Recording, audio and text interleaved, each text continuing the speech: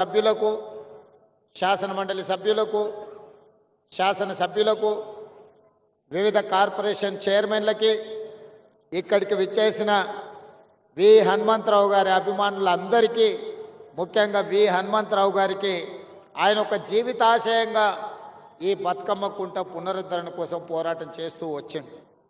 అదేవిధంగా ఈ కార్యక్రమంలో హైదరాబాద్ నగర మేయర్ ప్రథమ పౌరాలు విజయలక్ష్మి గారు, మున్సిపల్ అధికారులు, హైడ్రా అధికారులు అందరూ పాల్గొని ఈ కార్యక్రమంలో ఈనాడు పేదల కోసం నిర్మించిన ఈ బతుకమ్మ కుంట ముఖ్యంగా ఆడబిడ్డలు దసరా పండుగ సందర్భంగా ఇక్కడ ఆనందంతో ఉత్సాహంతో ఈ కార్యక్రమాన్ని జరుపుకోవడాన్ని మనస్ఫూర్తిగా అభినందిస్తున్నాం. మిత్రులారా, ఈరోజు నిజంగా చాలా సంతోషకరమైన పర్వదినం. నేను హైడ్రా ఆలోచన చేసినప్పుడు చాలామంది చాలా రకాలుగా మాట్లాడారు. కొంతమందికి అర్థం కాలేదు, కొంతమందికి అర్థమయ్యి వాళ్ళ యొక్క కబ్జాలు, వాళ్ళ యొక్క ఆలోచనలు భవిష్యత్తులో సాగవని బురద జల్లే ప్రయత్నం చేసింది. ఎవరెన్ని ప్రయత్నాలు చేసినా మంచి పని చేయాలనుకున్నప్పుడు, ఒక సంకల్పంతో ముందుకు వెళ్ళాలనుకున్నప్పుడు కొన్ని ఒడిదుడుకులు వస్తాయి. ఆ ఒడిదుడుకులను సమయస్ఫూర్తితోనో సమయము సందర్భాన్ని బట్టి వాటిని పరిష్కరించుకుంటూ ముందుకు వెళ్ళాలి. ఈనాడు ఒక నూతన సంస్థని రాష్ట్ర ప్రభుత్వం ప్రారంభించింది. చాలామంది చాలా ఆరోపణలు చేసింది. కానీ నేను ఒక మాట చెప్పదలుచుకున్నా.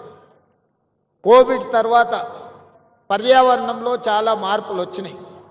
క్లైమేట్ చేంజెస్ అంటే ఊహించని లేనంత వాతావరణంలో మార్పులు వచ్చినాయి. ఈ హైదరాబాద్ నగరమే కాదు, ఈ దేశంలో మనం ఏర్పాటు చేసుకున్న వ్యవస్థలు, మనం నిర్మించుకున్న రోడ్లు కావచ్చు, డ్రైనేజ్ కావచ్చు, ఇతర పరిస్థితులు, ఇతర ఏర్పాట్లన్నీ కూడా రోజుకు 2 సెంటీమీటర్ల వర్షం కురిస్తే సరిపోయే విధంగా మనం ఇన్ఫ్రాస్ట్రక్చర్ ఏర్పాటు చేసుకున్నాం. గతంలో వర్షాలను బట్టి ఆనాడు నిర్మాణం చేయాల్సిన ప్రభుత్వ సంస్థలు ఒక రోజుకి 24 గంటల్లో 2 సెంటీమీటర్ల వర్షం పడితే ఎదుర్కోవడానికి అవసరమైన మనము ఇన్ఫ్రాస్ట్రక్చర్ ఏర్పాటు చేసుకున్నాం.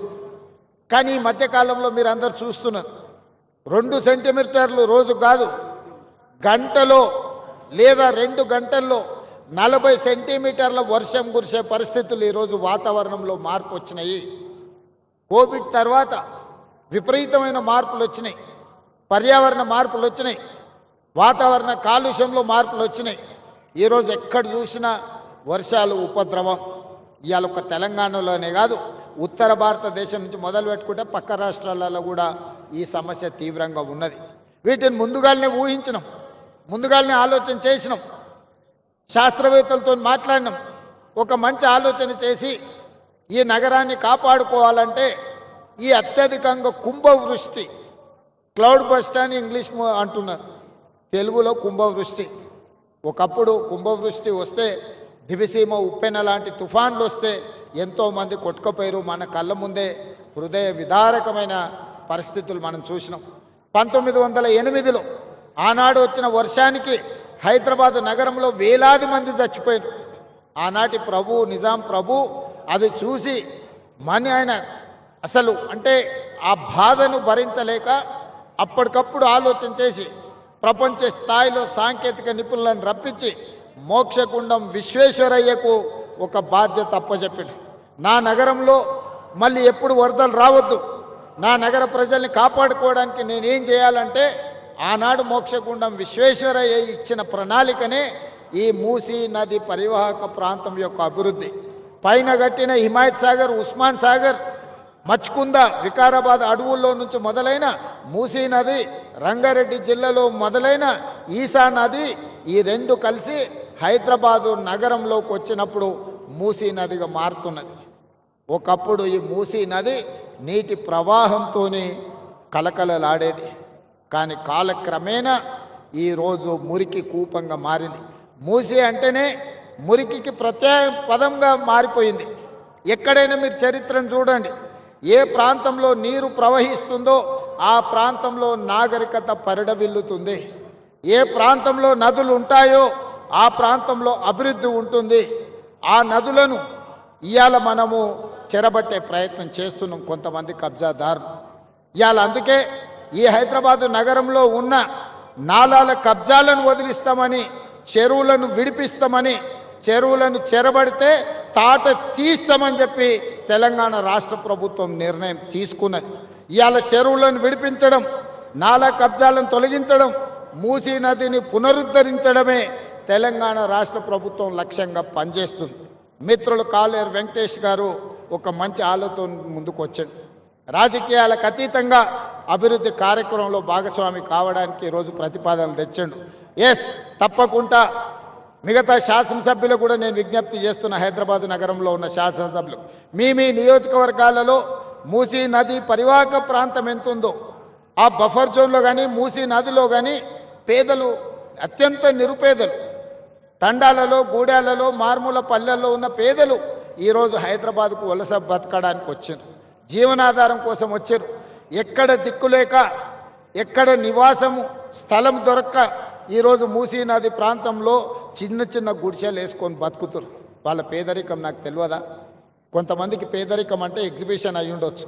బెంచ్ కార్లు వేసుకొని పేదరికం చూడాలంటే ఊర్లకు పోయి ఓహో పేదరికం ఇట్లుంటుందా అని ఎక్స్కర్షన్ లాగా పోయేటోళ్ళు ఉండొచ్చు. గుంటూరులో చదువుకున్న వాళ్ళు, గుడివాడలు చదువుకున్న వాళ్ళు, లేకపోతే అమెరికాలో చదువుకున్న వాళ్ళకు. నాకు అట్లా కాదు. నేను పుట్టిన ప్రాంతం, నేను పెరిగిన ఊరు, పేదరికం నా కళ్ళ ముందు నేను చూసిన, దళితులు గిరిజనులు పడే కష్టాలు నేను చూసిన, మా ప్రాంతాల నుంచి వలస హైదరాబాద్కు బతకడానికి వచ్చేటోళ్ళని నేను చూసిన. ఈ అంబర్పేట ప్రాంతంలో పోతే మా ఊరోళ్ళే చాలా మంది ఉంటారు. మా జిల్లా వాళ్ళు అయితే, మా జిల్లా వాళ్ళు అనుకుంటే ఎవరినైనా గెలిపించేటంత మంది ఉన్నారు ఈ అంబర్పేట, ఈ మూసీ పరివాహక ప్రాంతంలో.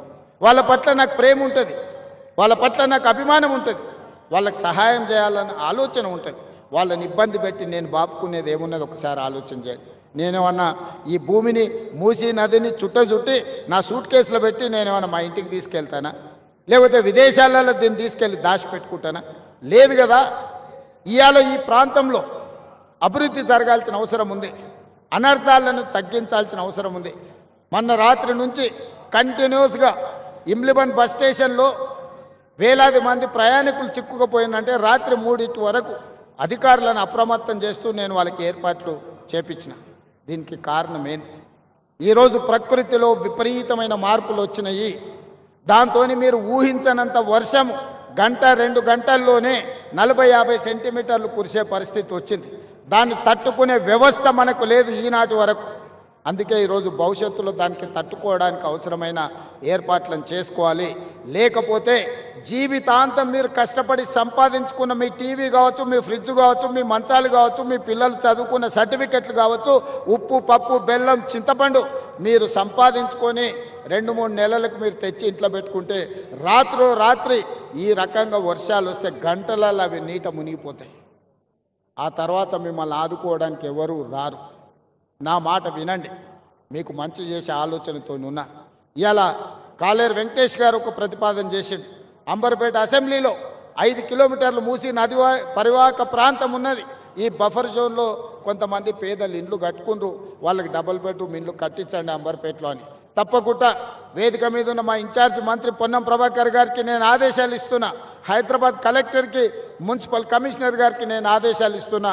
తక్షణమే అంబర్పేటకు సంబంధించిన ఒక ప్రత్యేక రివ్యూ పొన్నం ప్రభాకర్ గారు తీసుకుంటారు. మీరు క్షేత్రస్థాయిలో మొత్తం పర్యటన చేసి, నేను మున్సిపల్ అధికారులకు కూడా అందరికీ ఆదేశాలు ఇస్తున్నా, మీరు మొత్తం తిరగండి, ఎన్యూమరేట్ చేయండి, ఎవరెవరు ఉన్నారు పేదలు లిస్టు తీయండి, వాళ్ళ పరిస్థితి ఏంది అంచనా వేయండి. ఇవాళ వాళ్లకు పునరావాసం కల్పించడమే కాదు, ఈడ ఇన్ని ఆఫీసులు లేవంటే నేనే ఆశ్చర్యపోతున్నా. రిజిస్ట్రేషన్ ఆఫీసు లేదు, లేకపోతే ట్రాన్స్పోర్ట్ ఆఫీసు లేదు, ఏ ఆఫీసు లేదు అన్నాడు వెంకటేష్. ఒకదానికి అటుపోవాలి, ఒకదానికి ఇటుపోవాలి. 100% ఈ కాన్స్టిట్యున్సీకి సంబంధించిన అన్ని వసూలుతో కూడుకున్న ఒక క్యాంపస్నే ఒక మినీ సెక్రటేరియట్ లాగా అంబర్పేటలో మీకు కట్టించే బాధ్యత నాది. ఏమేమి ఆఫీసులు కావాలనో లిస్ట్ అవుట్ చేయండి. ఈ ప్రాంత ప్రజలకు అవసరమైన ఏమేమి కావాలనో అన్ని ఆలోచన చేయండి. వాటికి సంబంధించిన ప్రణాళికలు సిద్ధం చేస్తే డిసెంబర్ 9 తారీఖు లోపలనే మీకు అన్ని అనుమతులు ఇచ్చి నిధులు కేటాయించే బాధ్యత నాది. 2 నెలల్లో క్షేత్రస్థాయి పర్యటన చేసి అన్ని అంచనాలు తయారు చేయండి.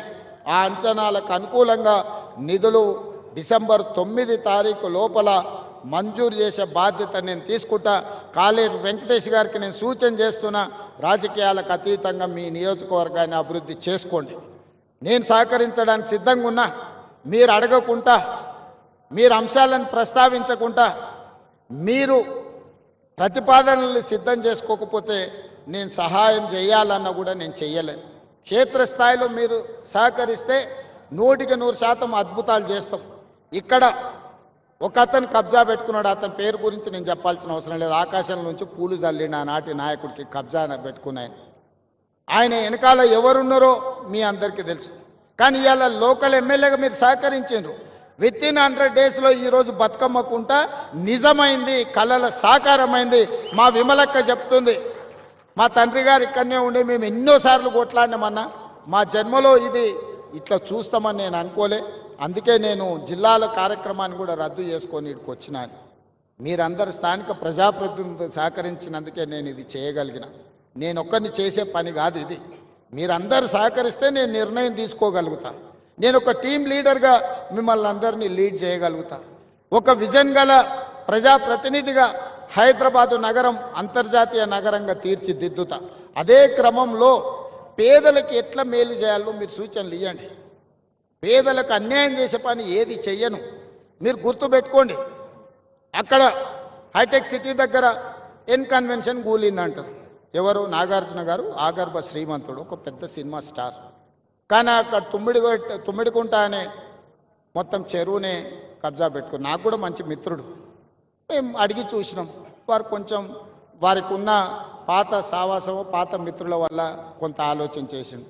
మా అధికారులు పోయి దాన్ని తొలగించింది. తర్వాత ఆయన్ని ముందుకు వచ్చి, సరే ఇట్లాంటివి ఇంకా నాకు వద్దు వివాదాలు, నేను ప్రజలకు ఆదర్శంగా ఉండదలుచుకున్నా, ఈ చెరువు పునరుద్ధరణ కోసం 2 ఎకరాల భూమిని నేనే అప్పచెప్తా అని చెప్పి నాగార్జున గారు ఈరోజు ముందుకు వచ్చి ఈరోజు మనకు అప్పచెప్పాడు. అలాంటి సందర్భాలు వస్తే మేము అభినందిస్తాము. సున్నం చెరువు దగ్గర ఎవడో అమాయకులను చేసి అమ్ముకుంటే, చెరువు మధ్యలో వాళ్ళు నిర్మించుకుంటే తొలగించమని ఎన్నిసార్లు చెప్పినా తొలగించకపోతే మనం తొలగించాల్సి వస్తుంది.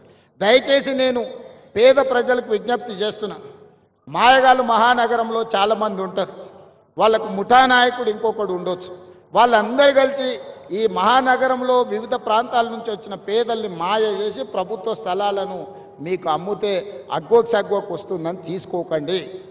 మీకందరికీ ఏ రకంగా ఆదుకోవాలనో ప్రభుత్వం ఆలోచన చేస్తుంది, ఒక మంచి నిర్ణయం తీసుకుంటుంది. అందుకే మనస్ఫూర్తిగా దసరా పండుగ సందర్భంగా ఈ నగరవాసులందరూ మూసీ నది పునరుజ్జీవం కోసం సహకరించండి. మూసీ నది పరివాహక ప్రాంతంలో ఎవరెవరైతే నివాసం కోల్పోతుండ్రో వాళ్ళందరికీ శాశ్వత నివాసాన్ని ఏర్పాటు చేసే బాధ్యత తెలంగాణ రాష్ట్ర ప్రభుత్వం తీసుకుంటుంది. ఎవరిని నష్టపోనివ్వం, ఎవరిని కష్టపెట్టడానికి ఈ ప్రభుత్వం లేదు. ఇది ప్రజా ప్రభుత్వం, ప్రజల కోసం ఎన్నుకున్న ప్రభుత్వం, ప్రజలే ఎన్నుకున్న ప్రభుత్వం, ప్రజలు నడుపుతున్న ప్రభుత్వం. ఈ ప్రభుత్వం పేదలకు అండగా నిలబడుతుందని తెలియజేస్తూ చివరగా కాలేరు వెంకటేష్ గారు ఒక ప్రతిపాదన తెచ్చారు. బతుకమ్మ కుంటకు పెద్దలు వి హనుమంతరావు గారి పేరు పెట్టాలని. నాకు ఎలాంటి అభ్యంతరం లేదు. కాలేరు వెంకటేష్ గారి సూచన మేరకి బతుకమ్మ కుంటకు వి హనుమంతరావు గారి పేరును పెట్టడానికి అవసరమైన ప్రణాళికలు సిద్ధం చేయమని పొన్నం ప్రభాకర్ గారు చెప్తున్నా. వారు చెప్పబట్టే ప్రగతి భవన్కి జ్యోతిరావు పూలే పేరు మనం పెట్టుకోవడం జరిగింది. హనుమంతరావు గారి సూచన మేరకే పేదల ప్రజాభవన్గా మార్చి జ్యోతిరావు పూలే ప్రజాభవన్గా హనుమంతరావు గారి సూచన మేరకే నిర్ణయం తీసుకున్నాం. ఇవాళ 42% రిజర్వేషన్ల విషయంలో కూడా వారి సీనియర్ నాయకుడుగా మాకు సూచనలు సలహాలు ఇచ్చి ముందుకు నడిపించిండు. వారి అనుభవాన్ని ఈ ప్రభుత్వం పూర్తి స్థాయిలో వినియోగించుకుంటుంది.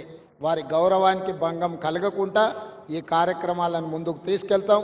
అంబర్పేటలో డాక్టర్ రోహిన్ రెడ్డి గారు ఈరోజు ఈ కార్యక్రమాన్ని సమన్వయం చేసి విజయవంతం చేసినందుకు రోహిన్ రెడ్డి గారి టీంను కూడా మనస్ఫూర్తిగా అభినందిస్తూ సెలవు తీసుకుంటున్న. ధన్యవాదాలు మిత్రులారా.